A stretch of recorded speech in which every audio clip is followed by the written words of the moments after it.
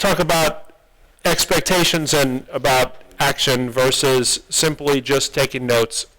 I got an email from somebody recently about attending a seminar about making money on the internet. And the instructions for the seminar said it's going to be 3 days, take a lot of notes, don't bring a laptop, don't record anything, just sit there and take a lot of notes. And to me, if we're going to learn about being on the internet, it probably makes sense at some point to actually have a laptop and be on the internet or be sitting with somebody that has a computer. Because the theory, all the theory in the world, doesn't help you if you don't actually go out and do some practical information. And I know in learning for me that a lot of times I'll listen to something, I'll hear something, but when I try to do it, it's very different than when I heard about it. I'll give you an example.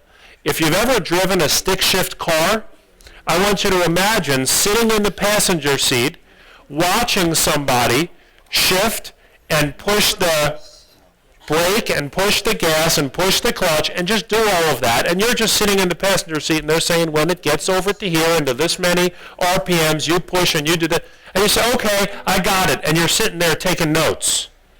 Well, the notes, by the way, do you no good, because if you look at those notes while you're driving, you have a problem.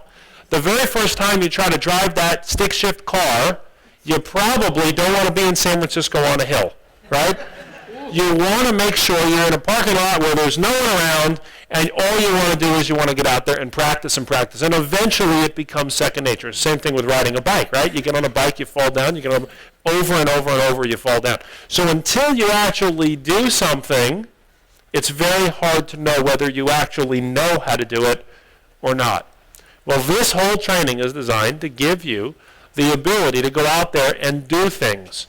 But if you just take a lot of copious notes and you don't take any action, then all you do is become a more educated broke person, right? You really have to do the thing that it's going to be necessary to get you to the next level. Does that make sense? So as we're going through, I want to encourage you to ask questions. I want to encourage you to take notes, but I also want to encourage you when we get to a point where we say, all right, everybody, let's get online or sit with somebody that's got a computer, and we want you to register for this or go here or click that. We really want you to do those things, because doing those things will give you a better appreciation for what we're doing, and it'll give you a better appreciation for you being able to understand how to do it. The other benefit for that is I'm here and Gates is here, and so when you ask a question, we'll be able to help you. For example, how do you right-click on a Mac? How do you right-click on a Mac? No mouse.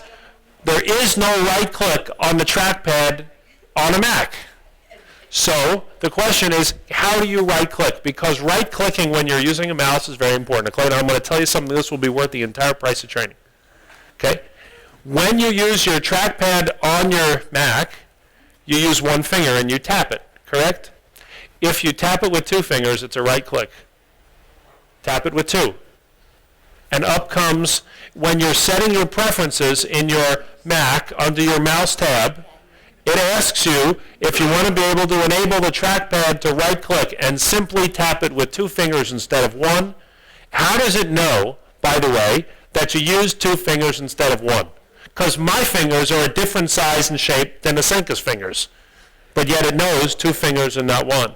So little ideas like that can save you a lot of time and a lot of effort and a lot of money.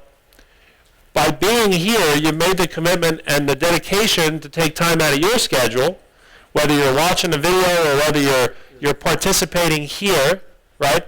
You've taken the time out of your schedule to do that. So what you want to do is you want to ask questions. And you want to let us be able to look over your shoulder and help you go to that next step. The more you put into training, the more you get out of it. So what I want to encourage you to do is not just be a passive listener, but really be a proactive participant in what it is that we're going to be doing, because the more effort you put in, the better off you're going to be.